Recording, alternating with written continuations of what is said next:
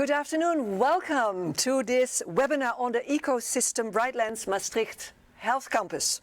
Welcome regional experts on smart specialization strategy from regions from across Europe. And welcome representatives from development agencies and innovative clusters. Great to have you all. I thank you so very much for joining us live or watching us on demand.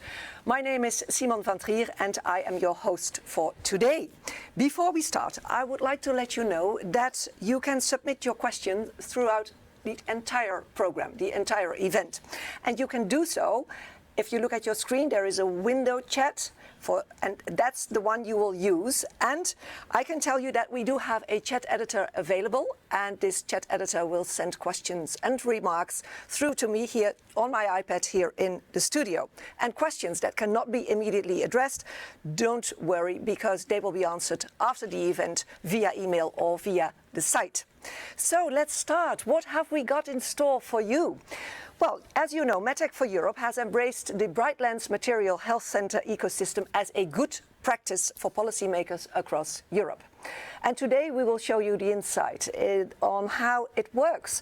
And we will show you an innovative approach. Where does that lead to? There will be 3 rounds with different guests. In my first table round, we will hear more about Brightlands as a triple helix ecosystem as such.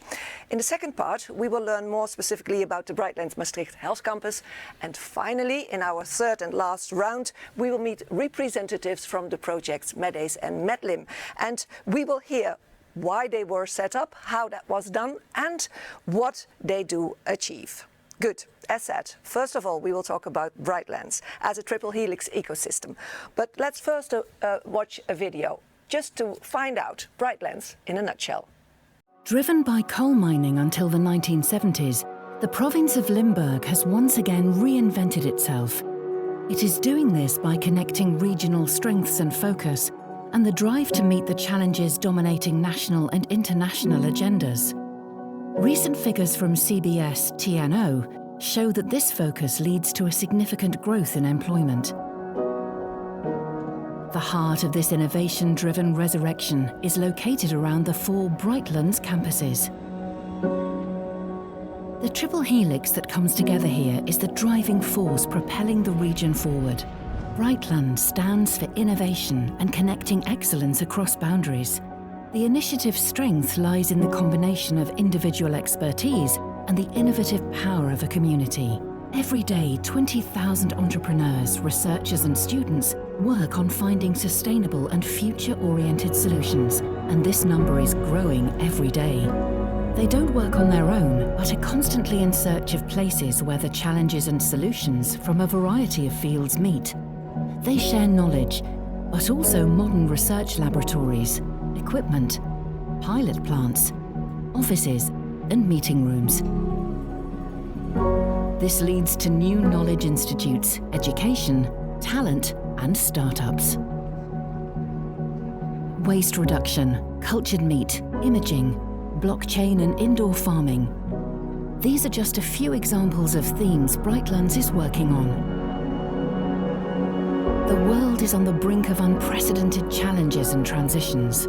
This is why we bring together innovations in chemistry and materials, health, nutrition, and smart services, and unite them all under one name, Brightlands.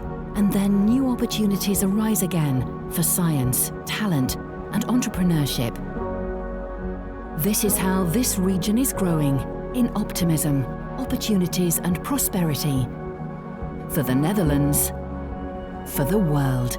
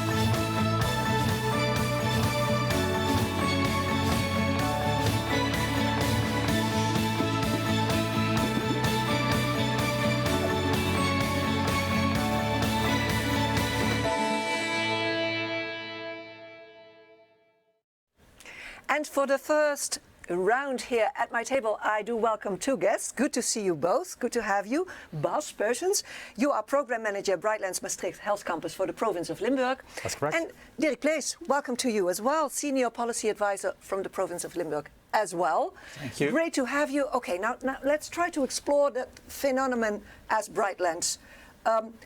Tell me, Dirk, the main motivation back then, back in history, back in time, what was it to start with Brightlands? Well, basically we were triggered by the Ministry of Economic Affairs in that time, in 2005. They challenged us to come up with an agenda, with a new acceleration agenda, because we had to accelerate the Limburg economy at that moment. We were lagging behind when you compare it to the other Dutch regions. So we did that as a government, and we decided to change our course and not to do everything which we used to do, like seeding all kind of seeds, but we decided to focus on our strengths, on some sectors that are very important for Limburg. And at a certain moment, we came up with 5 important developments, and from 2005 on, we kept on fostering them. And at some moment in 2011, we challenged the University of Maastricht to come up with another plan, because they are our brains, they are our research institute, and we said, well, if we have all those challenges for the future, we have to come up with the brains and a plan also to tackle those. And they came up with knowledge access, and from that moment on the ball started rolling, because together with we as a government, together with the research institutes, we went looking for the big companies in Limburg and the SMEs, and we started working as a triple helix on those 4 or 5 items, and in the end we came up with the concept Brightlands. And as the word says, Brightlands, it's the driving force is also those brains, those bright people that are in Limburg. Bright people. Exactly. Yes. So it's only, I say only 15, 16 years that you are working on this. And you do have now 4 flourishing existing campuses. There are 4 we saw in the video. Exactly. Tell us more about the 4. Exactly, there are 4 campuses. If I start in the north of Limburg, in Venlo, we have there the Brightlands Greenport Venlo campus, which focuses on healthy food, agro-food and logistics. A little bit further south, we have the Brightlands Camelot campus, a very big one, on chemistry and materials. Yeah. South, here where we are now, in Maastricht, we have the Brightlands Maastricht Health Campus, which is in the core of this webinar. Yeah. And we have the 4th one, which is the Brightlands Smart Services Campus in Heerlen, focusing on digitization. But what I think what is the most important is the intertwining between those 4 campuses. They go hand in hand with each other. One cannot live without the other, let's say it like that. For example, digitization is a challenge for all 4 developments in Limburg. So the Brightlands Smart Services Campus has to do with all 4 developments. If you talk about healthy food and health, and also the Biomedical Research Institute on Camelot. They all have to do with each other, and they go hand in hand. Well, great. But Bas, if we look further into those 4 campuses, so we hear they have differences, similarities, but what in general could you say they have in common? The 4 of them. Well, first of all, they have something in the name in common, which is called Brightlands, which Dirk pointed out. But I would say, if you look at the payoff of Brightlands, they are focusing on tomorrow's life. They look at the challenges that all societies all over Europe face, which are digitalization, sustainability and health.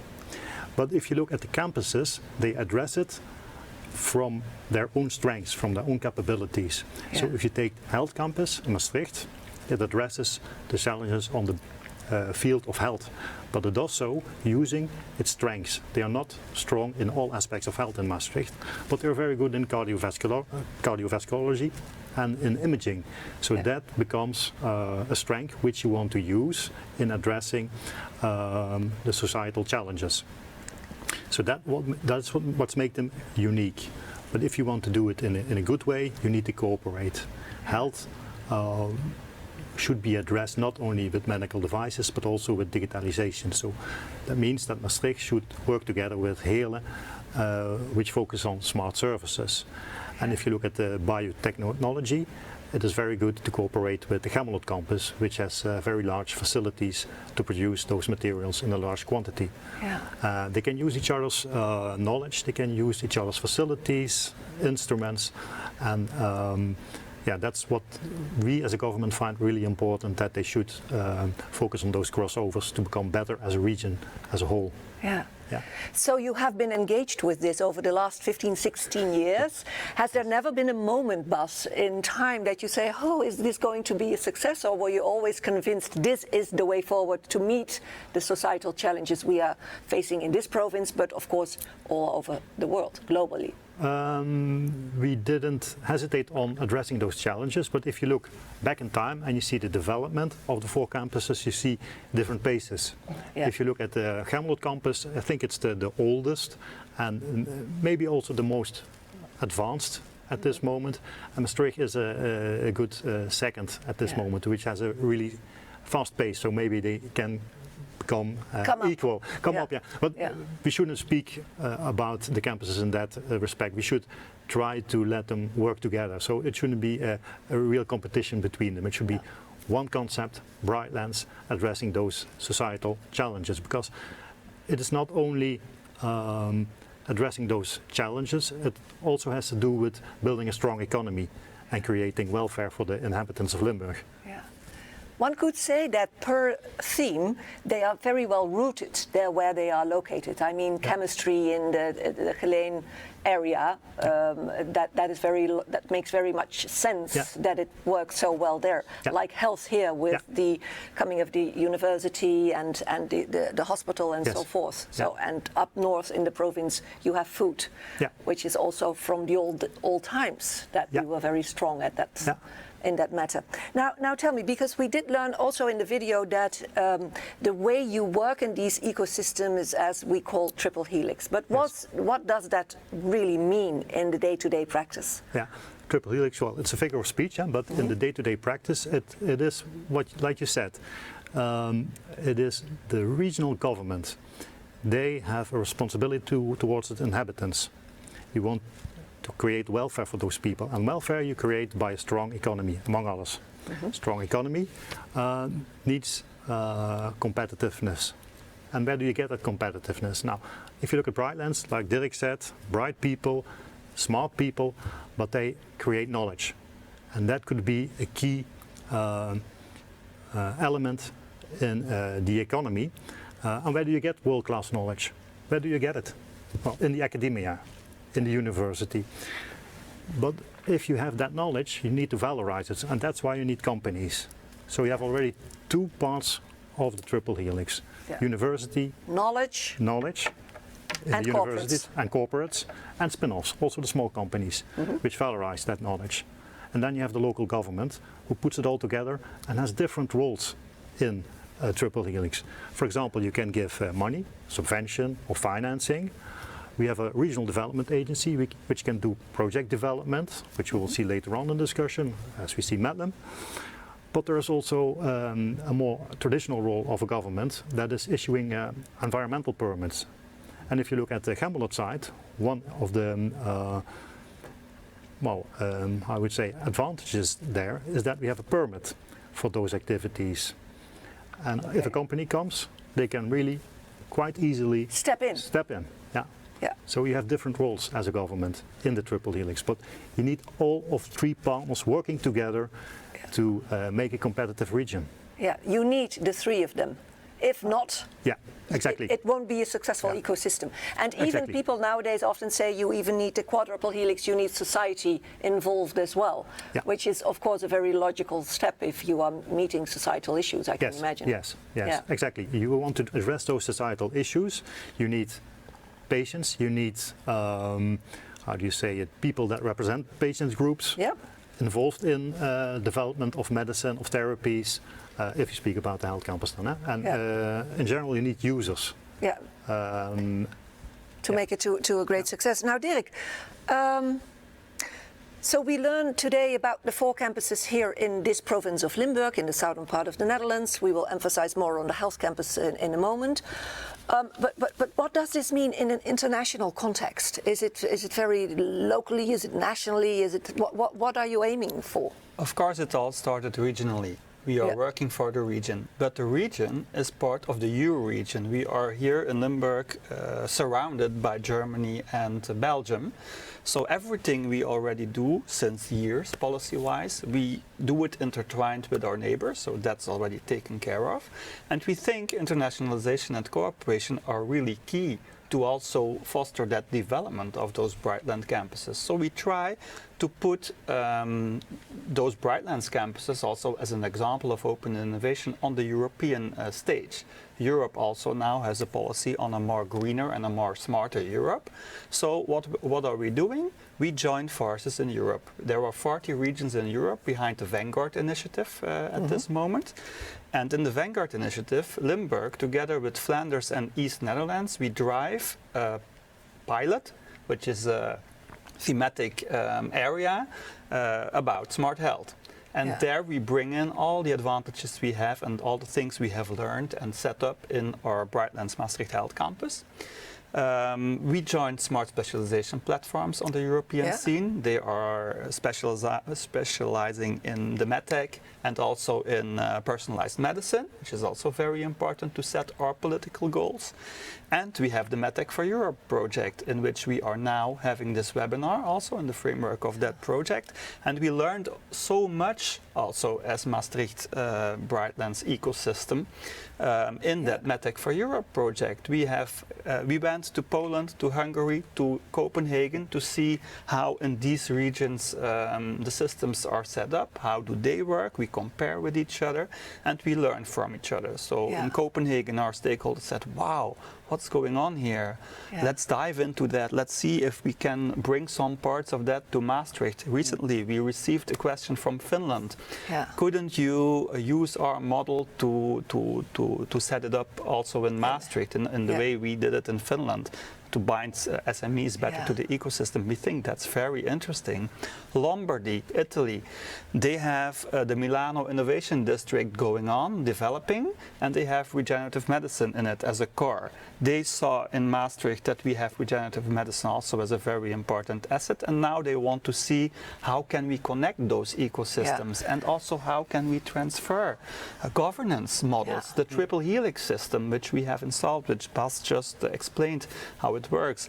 The Italians want to see if it can work also for their district. So in a way it's very multi-layered already, and it's almost a driving force, the knowledge you do gather here for those regions across Europe. You try to learn wherever you can, and you are very familiar as well with what's happening through these European programs. And don't reinvent the wheel. There is so much going on. We can also learn from others, and others can learn from us. It goes also outside of Europe. So if you take, for example, Copenhagen, they had a very interesting program in helping their SMEs in the medtech going to the United States, which still is one of the main markets for health and medicine and all the medtech products that you can develop.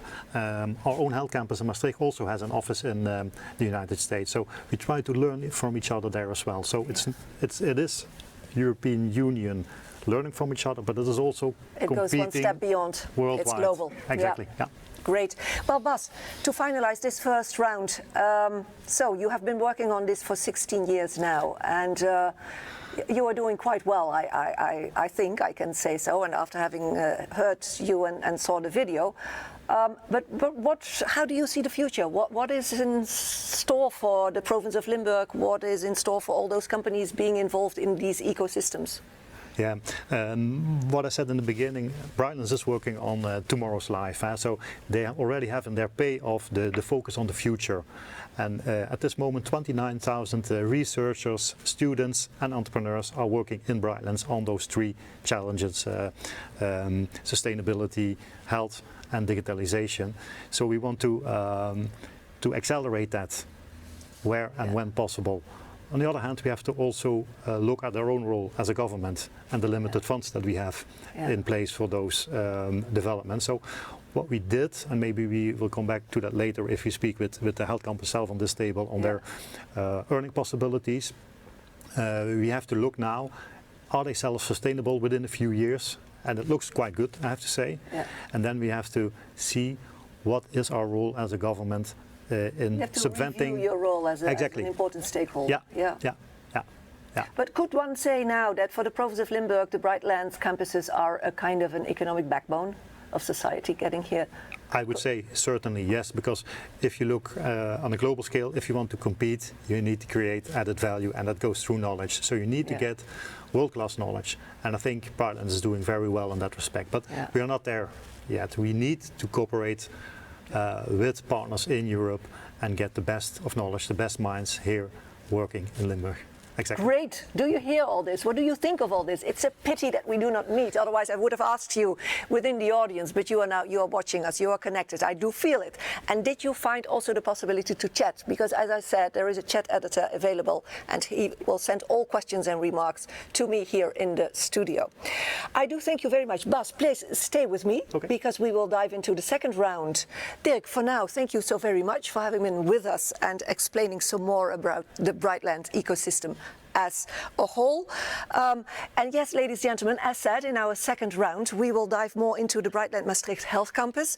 And I suggest we first watch a short video, just to get an idea.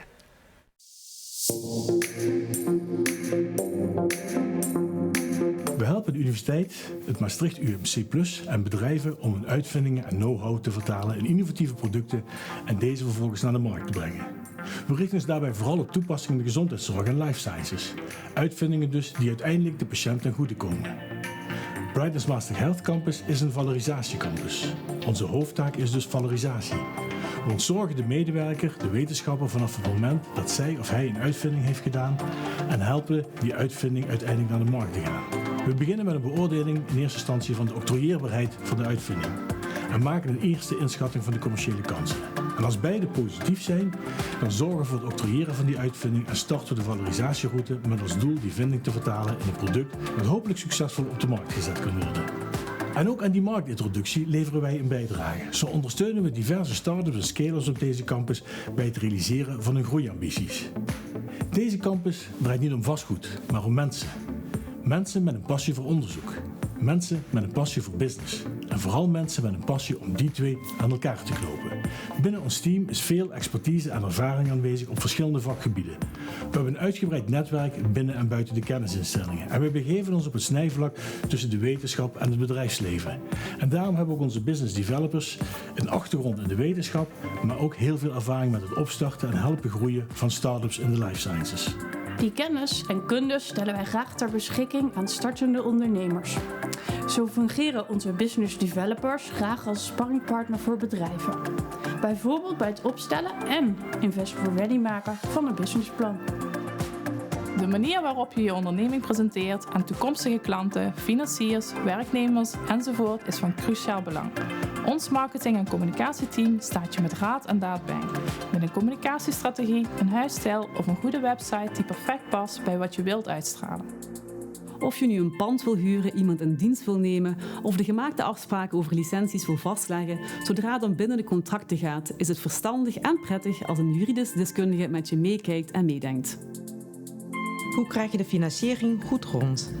Elke onderneming, hoe groot of hoe klein ook, staat voortdurend voor die uitdaging. Een degelijk financieel plan, niet alleen voor deze fase, maar ook voor straks, is maatwerk. Een financiële professional helpt je op de juiste weg. Assistentie in de vorm van secretariële support kan veel tijdswinst opleveren. Denk daarbij aan zaken zoals notuleerservice, facilitaire ondersteuning of support bij acquisitie en sales, maar ook aan agendabeheer, telefoonbeheer, correspondentie en archiefzaken. Bij het organiseren van een event komen er 1001 praktische zaken om de hoek kijken. Schakel een van onze eventplanners in en jij kunt je concentreren op de inhoud. Over de rest hoef je dus geen zorgen meer te maken. Brightlands Maastricht Health Campus biedt je de mogelijkheid om jouw uitdaging neer te leggen bij specialisten die je tegen aantrekkelijke condities kunnen helpen om je bedrijf naar een hoger niveau te tillen. Maak gebruik van ons aanbod en en laat ons weten waar je ondersteuning bij kunt gebruiken. Uiteindelijk gaat het erom dat op deze campus nieuwe innovaties het licht zien. Innovaties die de patiënt of volksgezondheid ten goede komen. Dat bindt ons allen en inspireert ons in ons werk.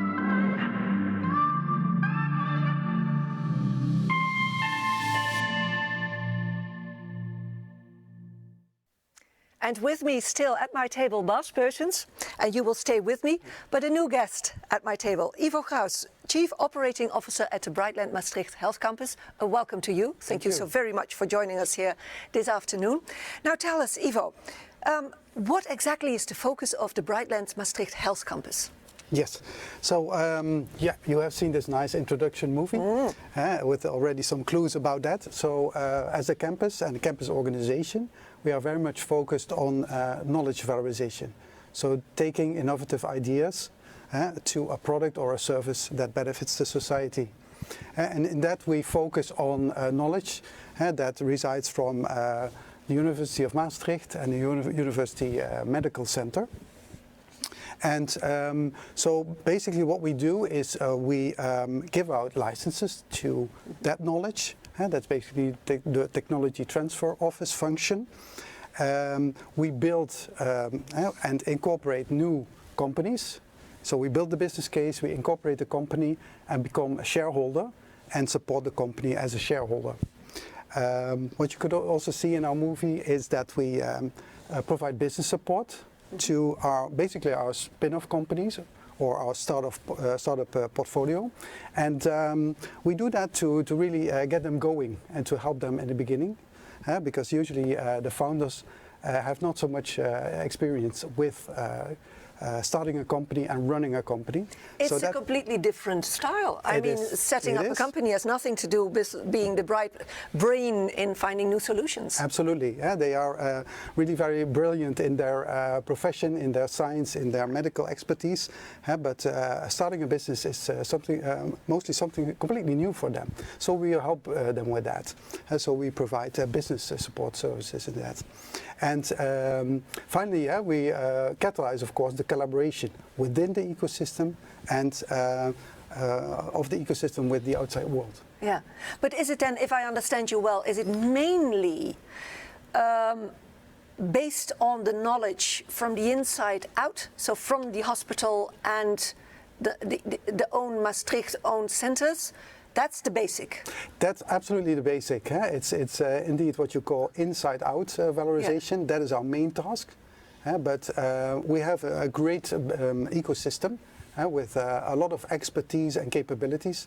And we also try to connect to the outside world. Yeah. And it's super attractive for people from the outside that they want to join in. Yeah, absolutely. I can imagine. Yeah. Then Bas, if you set up an ecosystem like this, you of course must think very profoundly about the governance model. Yes. Because you have to have a long life. So how did this go? What did you choose and why as a governance model? Yeah. First of all, if you look at the health campus, you see three important partners: University of Maastricht, the hospital, and the province. Triple helix. There we go. And the companies, of course. It is the knowledge and the capabilities of the hospital that we want to valorize in new products and services via companies. So we're in it with the three partners. So we should behave as partners. So let's take the burden and the profits and share it by three. So that's a very simple model. So what we did, but in practice it's not that easy maybe, or is it? In the end it was. You can go two ways. You can say we need to value all the inputs of the partners, and it gets very complicated because if you have intellectual property, what is it worth? Difficult to say. If it's a success, it's worth a lot. But if it's not, and mostly it doesn't really succeed. What is it worth? Difficult to say. So in the end, we said we make an even split. We choose a form which is quite common in the Netherlands. It's the most chosen legal entity. It's a company with limited liability, and it's also the form which is chosen for companies who operate commercially, who want to make a profit. So we had that already in mind when we started it, that the organization that we have founded, where Ivo works at, should become self-sufficient by making profits. Yeah.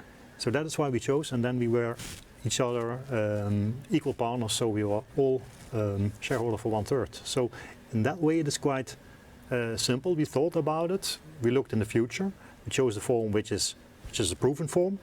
We have a board of supervisors installed, so you have some, how do you say it?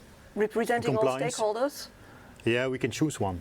Oh, Each stakeholder can choose a member of the supervisory board. And we had the Public Accounting Office, we had it in 2015, I think it was. They looked at the governance model for the Maastricht Health Campus and also for the model in Geleen. And they said it's a good way to do it. So in that way, I think it works. It is a proven model which has its advantages. So otherwise it gets really complicated. Yeah, okay. Now, Ivo, important question. How do you make money at the Brightlands Maastricht Health Campus? Yeah, that's... do you make money? For sure we do. But that's an important question, because let's say, of course, we every day we try to create value. But you can divide that into short-term value, long-term value. Long-term value is really in, of course, investing in our spin-off companies, bringing them further, and at a certain point we will exit as a shareholder and we will gain value of that, shareholder value. So that's a long-term aspect, and also license rights to IP from UM and MUMC will provide long-term income. UM is the Maastricht University. Maastricht University, their viewers. correct. Yeah. Thank you. And on the other hand, we have also short-term income potential. We do have incubator facilities for startup companies that we rent out. That's one component. And the other component is the business support services that I already introduced. Of course, we make it very attractive for companies to make use of that, but we do earn some money on that. Yeah. Is it good enough? Is it good enough? It is. It needs to become good enough. Yeah, because I can imagine. I do wonder, of course, and it's. How long have you been operational now? I mean, maybe it's not good enough yet, but there must be some point, I can imagine, that also the government will say it must be self-supporting. Yes, now are you a bit on track there, or do you have concerns? Yes. So, of course, it takes some years to get there. And to become self-sustaining in that respect. So we are well ahead, well on the way, I mean.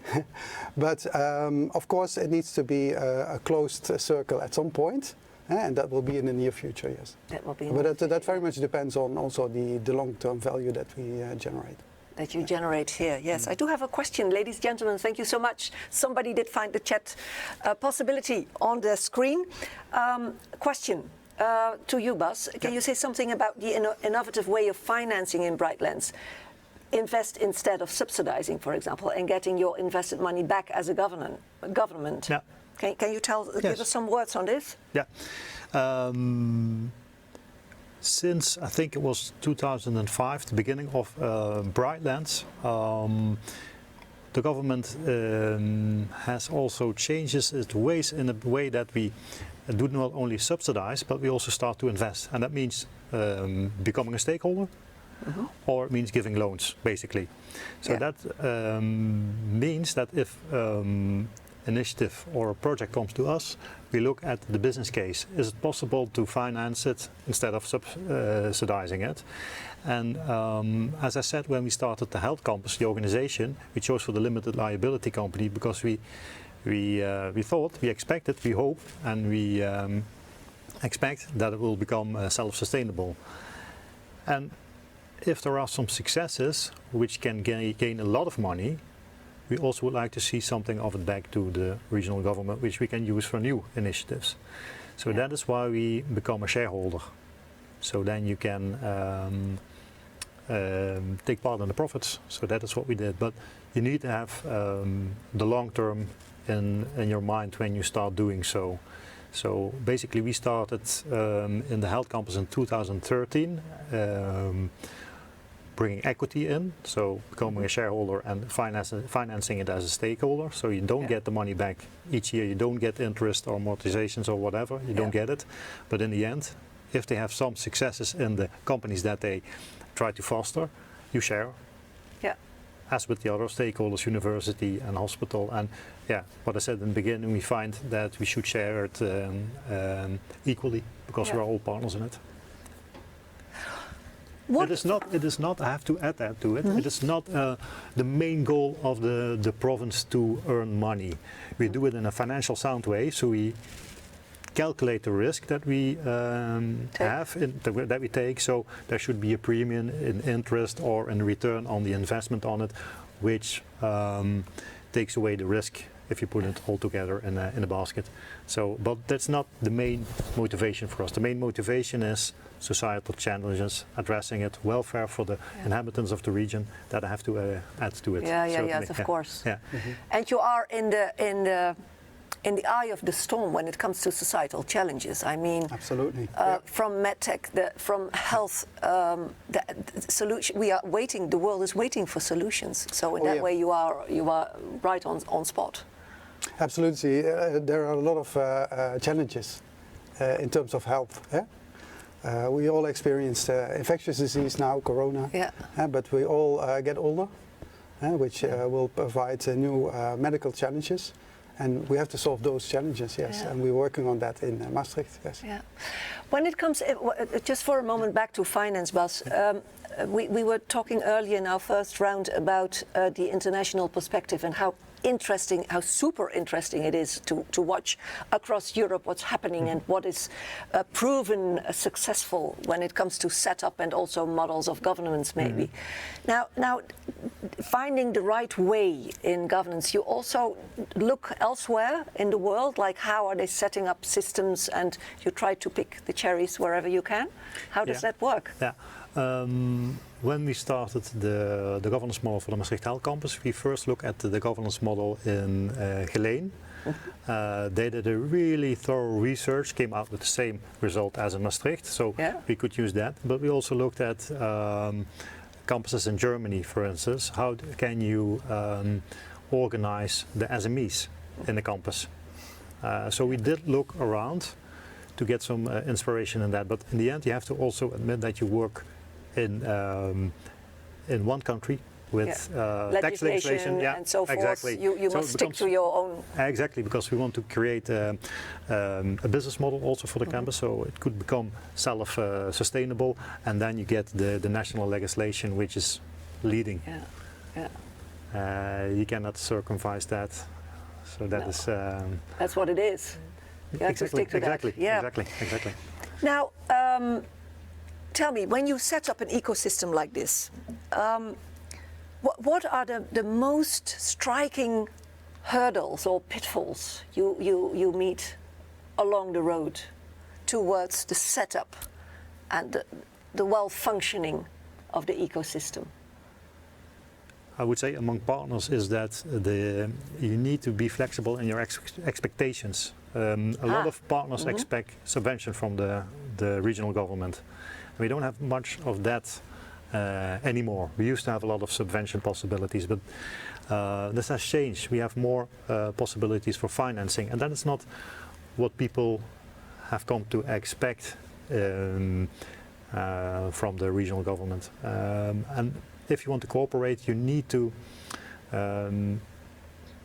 take into account each other's perspective. Why is the university working in Brightlands? Why is the hospital working in Brightlands? And they should do the same vice versa to us, and then you can discover common ground and maybe start something. But also finding common ground, what I sometimes hear, but I do check it with you, Ivo, is that when you work together in a triple helix system like we were describing, it's important to talk, well, at least to understand one another's language. Knowledge institutes do tend to use other words or other language than a government or corporate business. I mean, you must invest in time to really get to know one another, I could imagine. Yeah. Yes, it's absolutely very important to build the network, because if you are working on a campus all alongside each other, that doesn't bring any added value. No. But it's very important to make use of the network. You have the key opinion leaders and the experts on the technical and scientific field. You have the entrepreneurs. You have the governments, you have all the capabilities in the ecosystem, and the part of the success is using that very actively. And you will hear later about, of course, the collaboration between Medtronic, which is a big corporate, and the ecosystem, and how that brings value. So that is the principle we want to foster and to develop, because that is the key to success, working together and not independently as neighbors. Yeah. And Okay, that means so that means talking the same language and having the same or sharing objectives. Yeah. So you need open minds. Open minds and drinking coffee and speaking with each other and take up the phone. If Drinking coffee, ladies and gentlemen, do you hear it? We are still in COVID crisis, but that one day we will be free again and able to meet up. Or even picking up the phone can help. And pick up the phone, of course, that helps. That's also. I have another question. Listen to this. Françoise from France. Thank you, Françoise, for joining in. It would be great to improve our connections between European medtech ecosystems with the help of EU funding. Let's find money to organize networking between people, because they are the basic roots of any ecosystem. Limburg could join us in Grenoble on that. Now that's what's happening, but finding EU funding to really make more linking pins through the ecosystems, is that feasible, would you say? Well, it depends on the European Union, but we would love to do so. Yeah, I can imagine. And Dirk earlier mentioned, of course, some very great projects and initiatives like the Vanguard Initiative and the Smart Specialization Strategy and all the... Also this program, MedTech for Europe, and enables MedTech for that, Europe, of course. So we can learn from each other. We should also try to get some proposals out of this partnership for new programs, new projects, new meetings, but also try to help companies and help research institutes in bringing products and therapies to the market. Well, it is seen, this ecosystem, in relation to François' question, as a best practice for policymakers. So I can imagine that people would try to link in. And anyhow, there is an invitation from Grenoble, which is fun. We go to France, yes. But then we have Heikki from Finland. Excellent discussion, thank you so much. That's what Heikki states. A couple of questions on tech transfer and the endpoints of it. Do you see startups/scale-ups on medtech to be sold too early, leaving the region not to benefit from the best years of the innovation? And secondly, do you scientists suffer from dilution in ownership and connection in their startups? Okay. Thank you. Good questions. Great questions. Thank you for joining. Yes. So, the first to get back to the first question. Yes. Of course, let's say it's very important to build value as a startup company and proceed in the various steps towards market introduction of your product. So, what I think is important that we first help companies to get there as far as we can, and then of course we try to make the ecosystem as attractive as possible, also to scale up and go to commercial production. That is, for instance, the reason why there's a difference between a Maastricht Health Campus, which is more focused on discovery, development, clinical validation, maybe a small-scale production for that at Medays. But then, if you want to go bigger and towards commercial, medium size, you can go to Camelot Campus and produce there. So we try to. You try to keep them. But we try to keep them, of course. Of course. Exactly. I can imagine. Yeah. But do you have experience that people that they leave a bit too early, to be honest? That always happens. It's a global market. Let's say companies should be opportunistic, per se, and finding the right path for the company, and that could lead to people moving to another ecosystem. But we also see companies coming to this ecosystem. So it's a coming and go. It's a two-way road, huh? It's a two-way road. Yeah. That was one. A delusion of the scientists share in the company. Yes. Do the scientists suffer from delusion in ownership and connection in their startups? That's also something. Of course, we try to involve the founders, usually medical doctors, professors, that came up with the idea into the company. And usually that works quite well, and they have a share in the company. But this will dilute over time because they're not able to invest it in it as an employee of the hospital or the university. But usually this stake still remains considerable, keeping also their attachment to the company and involvement in the company. Yeah. Okay, Heikki, those were the answers to your questions. Thank you so very much for bringing them to us. Great. Well, in a moment, we will be diving in the projects MEDACE and MEDLIM, and we will meet some representatives from these beautiful projects. But Ivo, tell us first some more about some successes, some good examples of companies. Yes, of course. We've been working on our spin-off portfolio for some years, and about 10 years now. And by now we have incorporated over 60 spin-off companies. So that alone. Sorry, how many? 60. 60. Yeah. So that alone is considered a nice success, and especially these companies have raised 150 million euro by now. In the last 6 years. So that's one question. Stop here. Yeah. Is this what you had in mind, or is this mind-blowing, or is this more like this exceeds our expectations. It exceeds your expectations. By far. Yeah. There are. I suppose there are some companies which were already incubated before we became a partner in. But if you look at since we stepped in and what has been created since then, it is very, very good. The thing is, Ivo can explain that more in detail. Those people of those companies, they raised a lot of capital. Now was 115 million.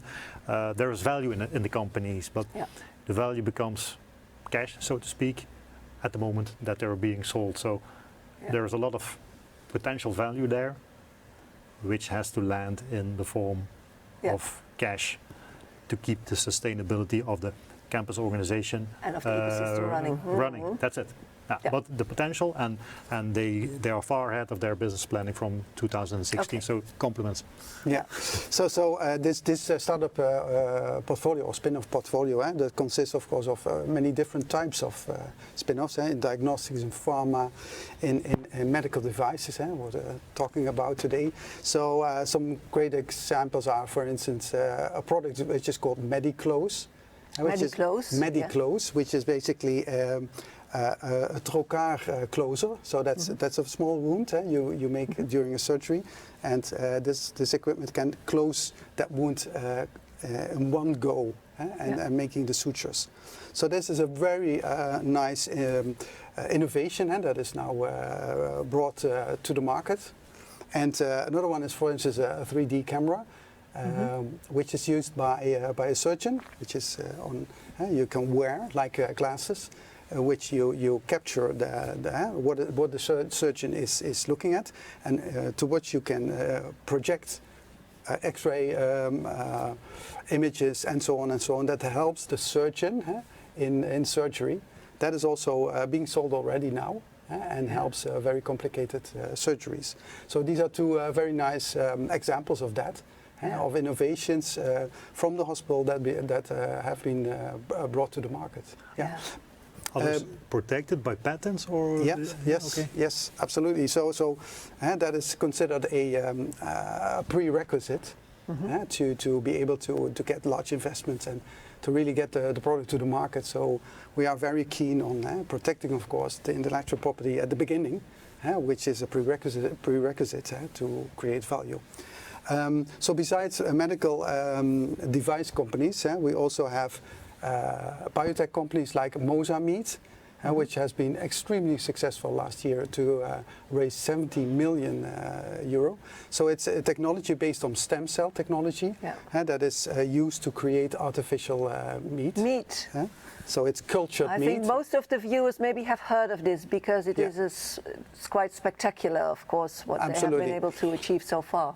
So that's enormous positive development within the portfolio. So great success, and maybe a final success is that we basically have successful facilitators.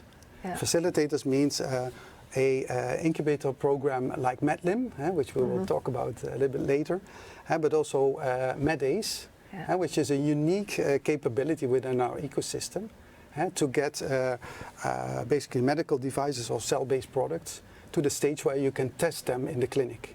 Yeah. And then take it from there. And then take it from there, yes.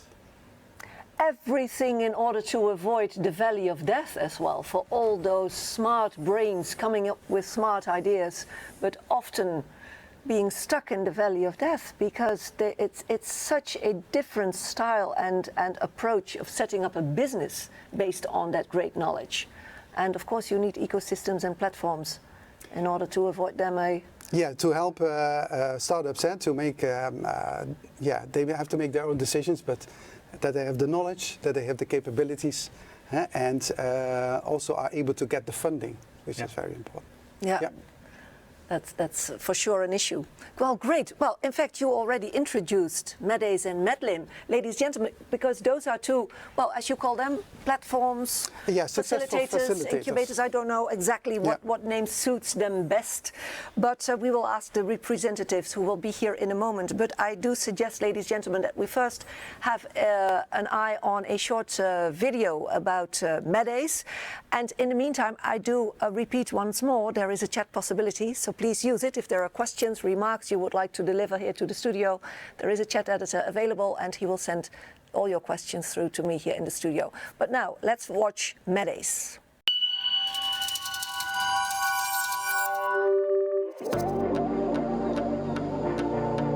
Uiteindelijk doen we natuurlijk heel veel onderzoek met publieksgeld. En het zou ook zo mooi zijn als we daar iets meer van terug kunnen geven aan de maatschappij. Voor mij is dat de drijfveer geweest om een concept neer te zetten waarbij we dat ook daadwerkelijk mogelijk maken. En dat we niet alleen hele goede wetenschap doen, maar die uiteindelijk ook vertalen naar nut voor de patiënt en dus de maatschappij. Ik ben Danielle Kurrus en ik ben de CEO van Medace. Medace is een leer-werkomgeving bedoeld om startende ondernemingen en onderzoekers vanuit de universiteit verder te helpen met hun concept wat ze ontwikkeld hebben om dat daadwerkelijk te vertalen naar de patiënt.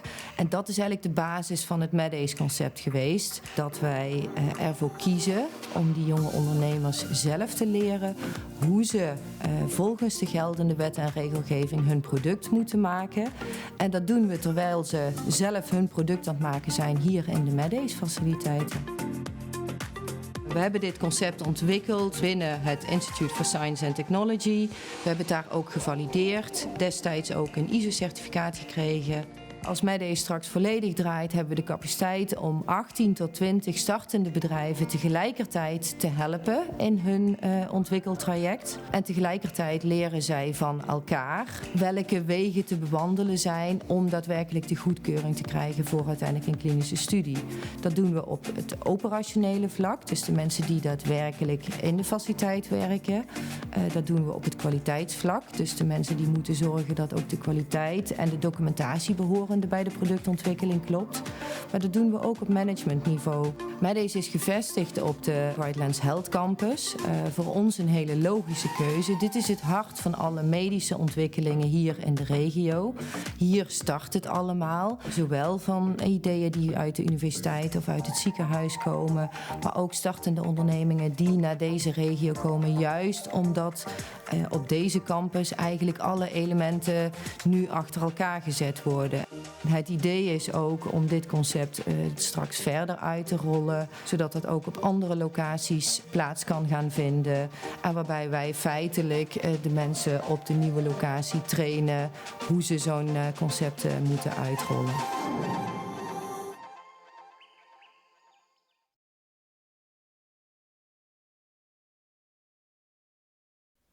Great.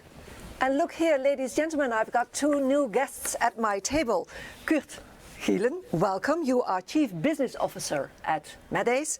And Rogier Russeveur, welcome to you as well. Thanks for being with us. Senior Program Manager, Innovation and New Business Generation from Medtronic Bakken Research Center. Great to have you here. Thank you.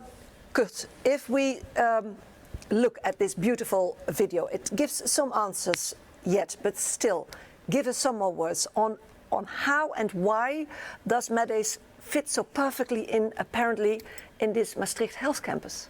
Well, I think to start there, we need to look at why Danielle and I started Medace, and there's one word, and that's frustration. Frustration. Frustration that Tell me so all. many great innovations never made it beyond a PhD project. Lying on a shelf. Lying on a shelf, nothing happening with that. Whereas you mentioned in the earlier sessions, there's so many challenges in the health space that need solutions. So that was a driver for us to start Medace. We've seen from what we learned at the Institute of Science and Technology that making that step out of academia into the business world is a very complicated step to make, because so many new skills, so much new experience is needed, which you just not get exposed to in an academic setting. So that's the reason why I think I know that the Brightlands Health Campus is a really good place, because our neighbors are making those last steps in the academic world. And when they come and visit Medace and they get exposed to at least part of what they need to know to make it into a successful product, it's eye-opening for them. They know of it, but then actually seeing it, experiencing it, feeling it, getting in contact, talking to other people about what needs to be done makes it really concrete and then brings it into a reality for them. So that's the reason why for us being in the Maastricht Health Campus is such an important thing. It's spot on. Yeah. What about your frustration? Is it gone? We see that we can make a big difference. We've been doing this within the Institute of Science and Technology for a few years now. Medace was started January 2020. Not an ideal time to start a new company. No, but still, if you make it then? The thing is, looking back, it was a challenging year, like all for everyone. However, the needs are not going away. On the contrary, because of the financial challenging times as well, because investments were put on hold, startups had an even more difficult time to really bring their innovation further. And what's unique about our Medace concept is that we looked at things like Uber, Airbnb, where it's really about sharing whatever you can share to make the most of, for example, a room or a car or what have I, that's otherwise not being utilized to the maximum. And that's the same concept that we apply to Medace. You only pay for what you need when you need it, and the next day when you don't need it, there's another startup that can then make use of those expensive facilities, because in the end the facilities that we've built, cleaning facilities and so on, are still very expensive, but by sharing the cost over with so many 18 to 20 startups, it makes it bearable. And you talked about the value of that. It's not about financing, it's about making the most of the financing that is available. And it's also about minimizing risks. And the way you can minimize risk is by learning from each other. So as you've seen in the video, our office space is very open. So people interact with each other. What's confidential, what needs to be protected is already protected by IP, patents, what have I. But then all the rest that you can share, they do share with each other, and that's how the community actually strengthens each other as well. Great, sounds great. Now tell me some more, Kurt, about, you have different stakeholders, of course, within Medace as well. Now what are the different roles and how are they combined? Well, our stakeholders are all regional partners. So the Regional Development Agency, Maastricht Health Campus, the Camelot Campus, Province of Limburg, as well as university and the academic hospital. Very diverse strategies, targets, goals, I would say. But some way they all fit with what Medace is doing. University and academic hospital interested to bring the development forward. Maastricht Health Campus and what they're offering, very complementary to what we're doing. Next door, obviously, what they're doing for their startups. Regional Investment Agency, primarily interested in how can they make our clients, their startups, as successful as possible.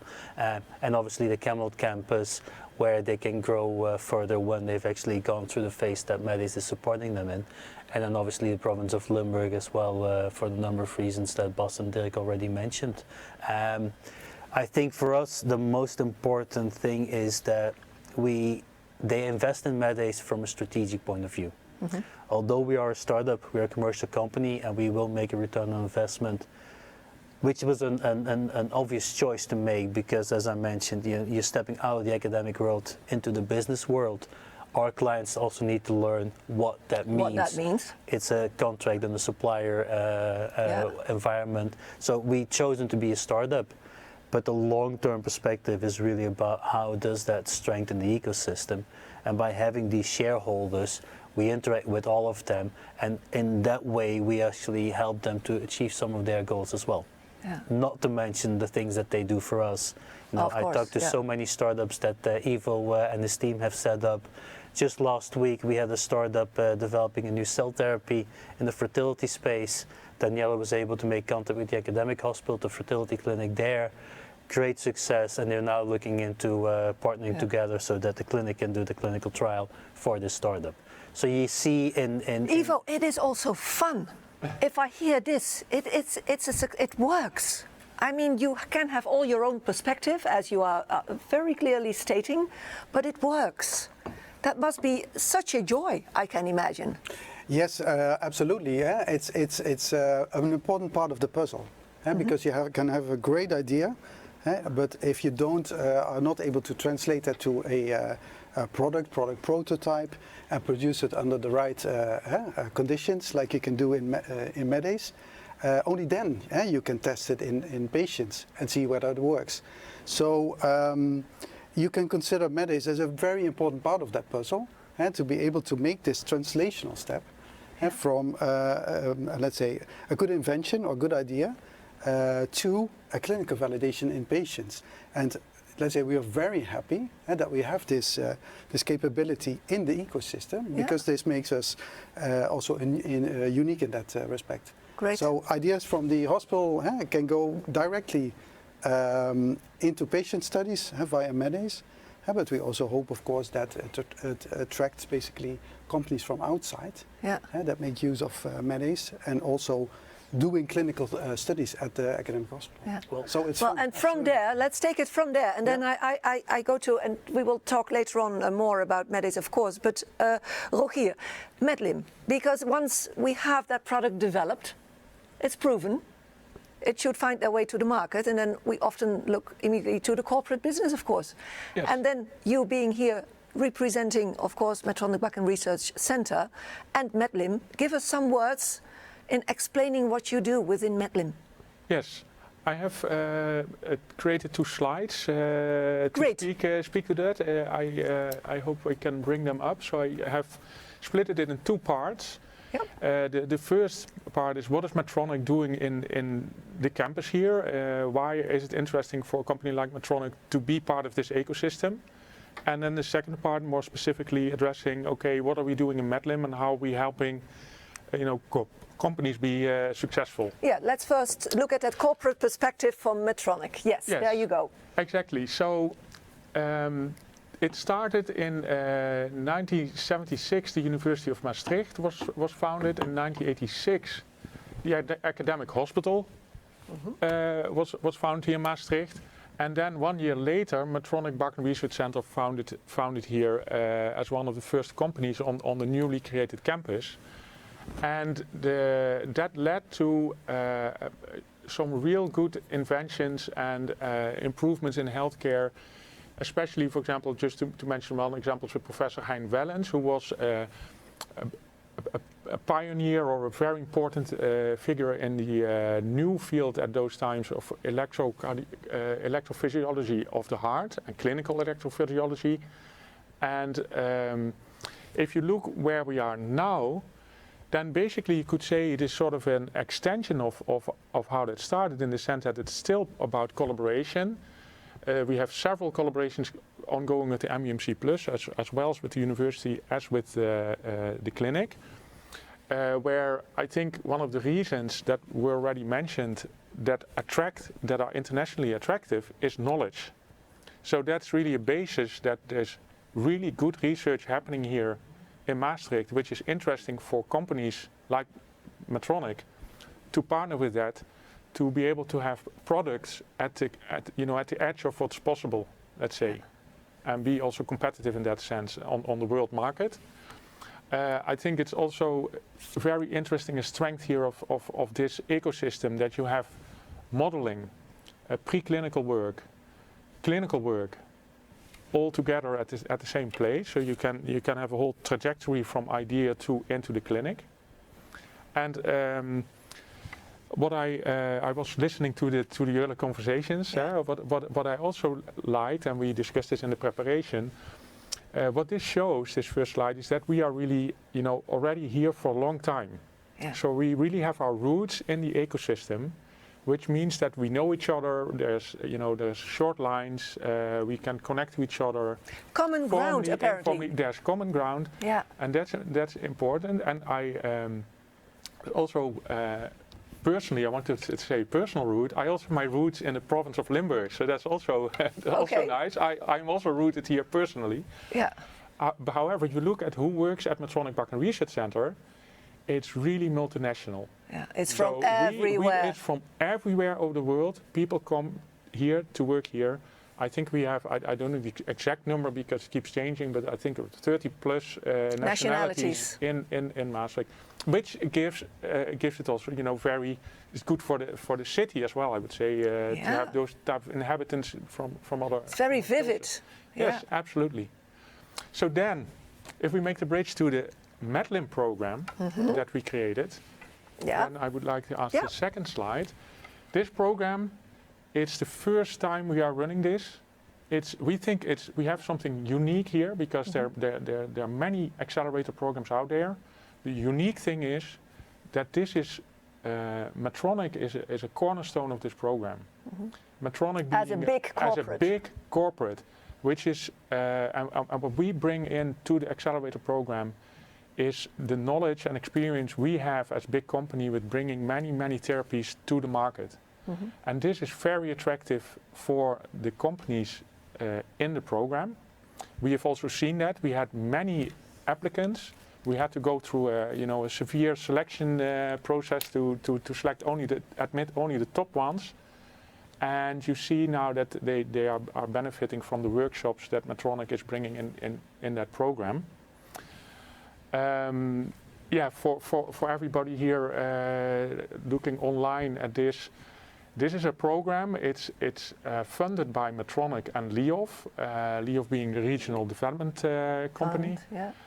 And with partners Brightlands and MedAce, both here at the table. And then facilitated by IMEC START, who has a very well-known IMEC institute in the semiconductor industry, but they are also very experienced already with the process of such accelerator programs. And we are targeting startups in the accelerator phase. So they have a strong proof of concept and then they need to make the step towards first clinical validation, most of them. And we try to help in that difficult phase with the experience that we have with that. Yeah. Great. Well, thank you so very much for this explanation. It makes so much sense.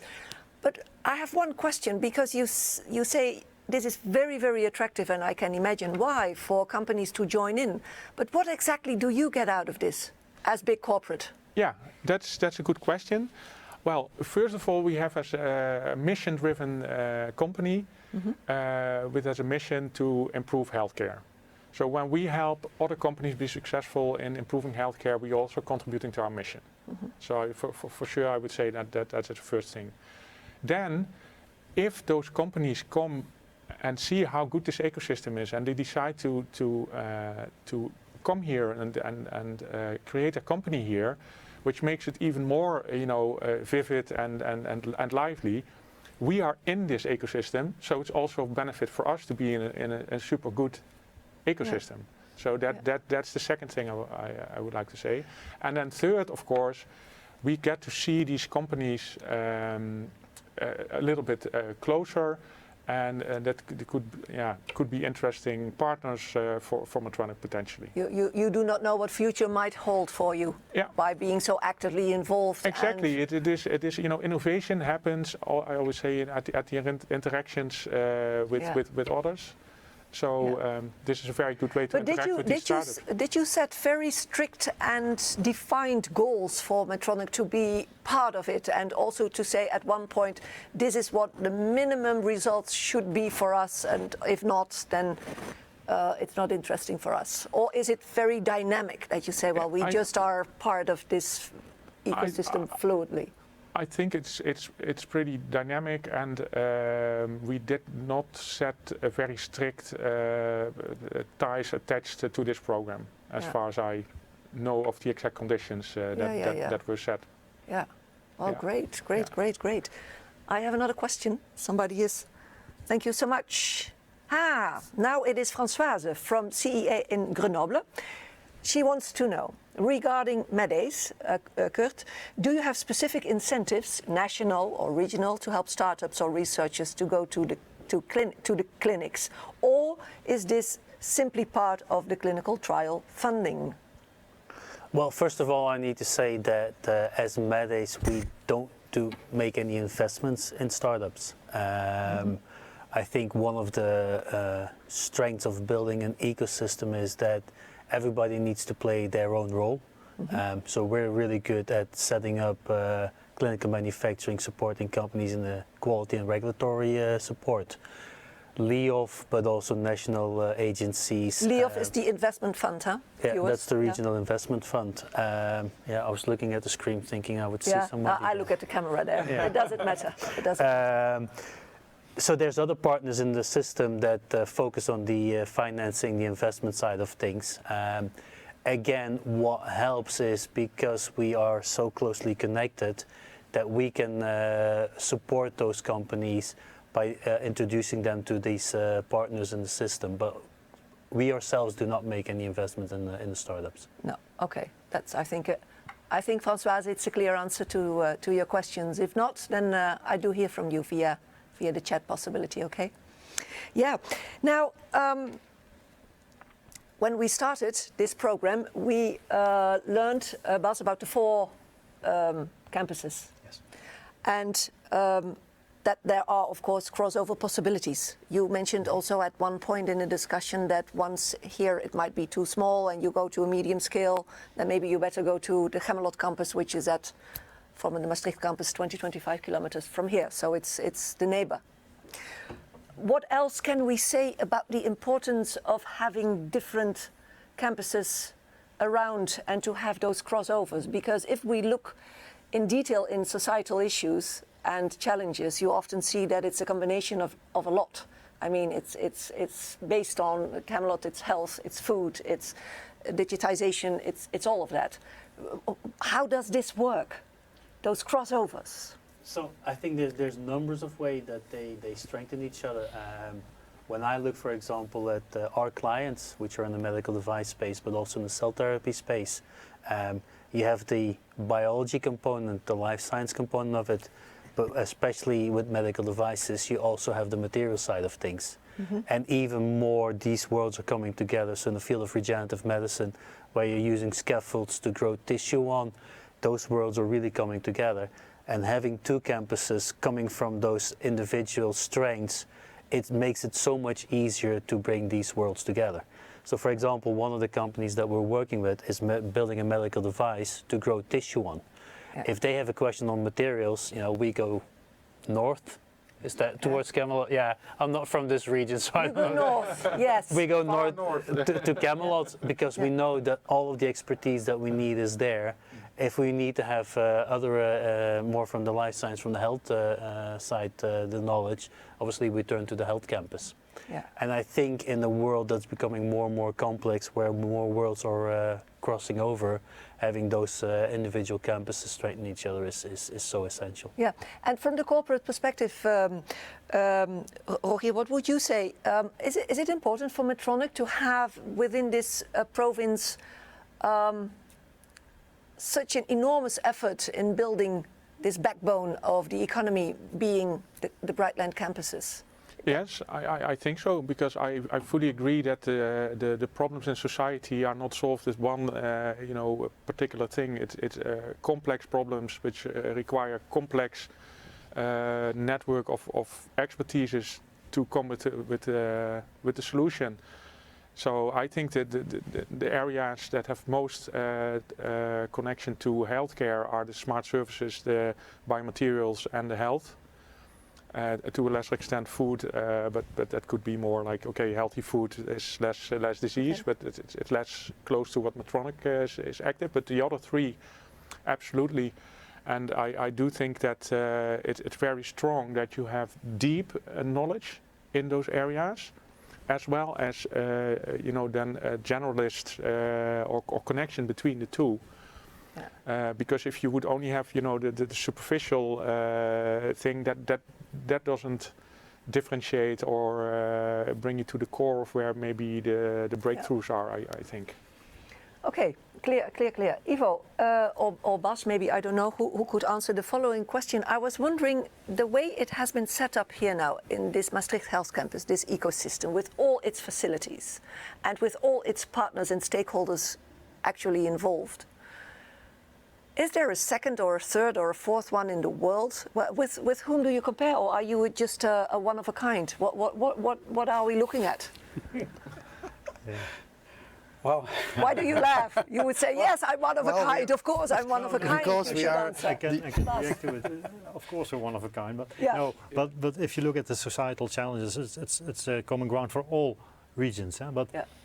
And I think each region is different because they have different capabilities in addressing those societal issues. In that way, each region is unique.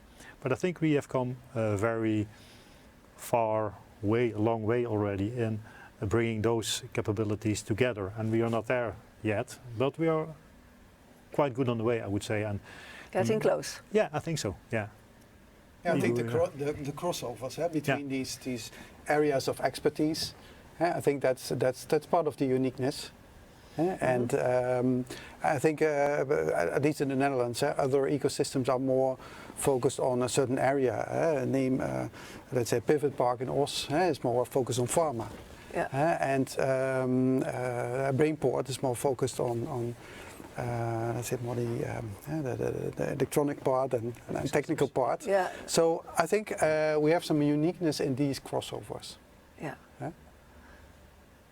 I'm sure that you do agree, but that's also why you feel so comfortable being here. This is where you need to be. And again, we started from an institute that was set up here, through strong partners, DSM, a large corporate in material science, University of Maastricht and the Technical University of Eindhoven. So you build from those strengths, and then it grows from there on. And I think it is important to see how and where you can be unique.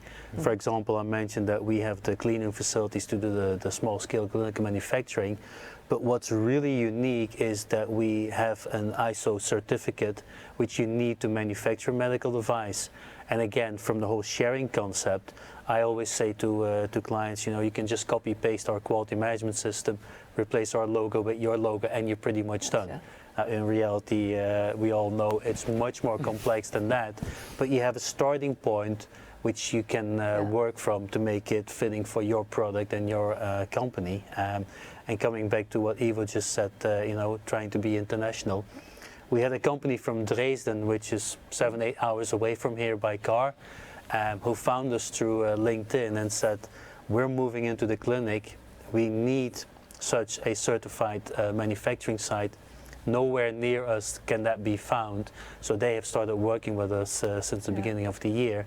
And we get a lot of requests from other regions where we present a model to, who really acknowledge that the needs from their startups is exactly the same, which is obvious because same industry, same challenges. And they've asked us multiple times, as Danielle also mentioned in the video, can you actually set up such a facility here in our region? Yeah. And this is something that we're exploring with 2 or 3 regions now. If you do so, Yeah.